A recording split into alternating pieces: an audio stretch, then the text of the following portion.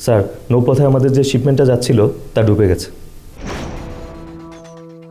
Sir, share বাজারে বিরাট ধস, আমাদের সবকটা শেয়ার একেবারে শূন্যে নেমে এসেছে। বাবা গার্মেন্টসে নিলাম ডাকা হচ্ছে। ডাক শুরু হচ্ছে 1,30,00,000 টাকা থেকে।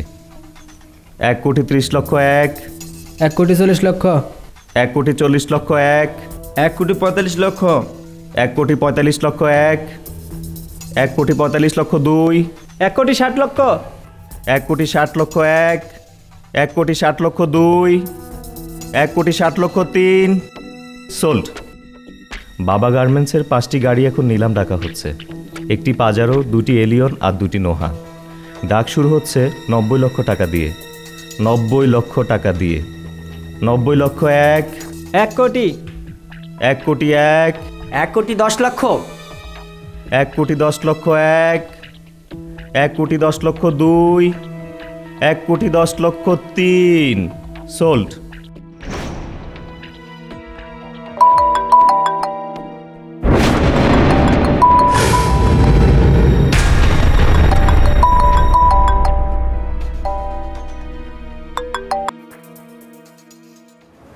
হ্যালো রিজভী সাহেব, আপনার ব্যবসা তো নিলামে উঠেছে, আমি তো আর ভরসা করতে পারছি না। প্লিজ আমার টাকাটা দিয়ে দেন। কথা বলছেন না কেন?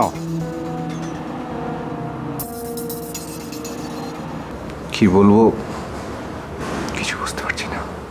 বুঝতে না পারলে তো চলবে না, টাকাগুলো তো ফেরত দিতে হবে, তাই না? যত তাড়াতাড়ি পারেন টাকাগুলো ফেরত দিয়ে দেন। I need some time. ঠিক আছে।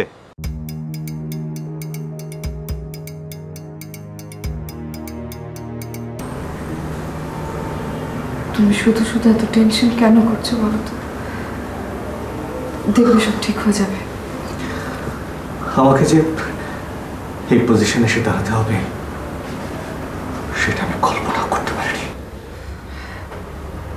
মানুষের কল্পনার বাইরে জীবনে অনেক কিছু হয়, তাই বলে কি জীবন থেমে থাকে? থাকে না, এভাবেই এগিয়ে যেতে হবে। কিন্তু কিভাবে তুমি বলো, কিভাবে আমি সামনের দিকে এগিয়ে যাব?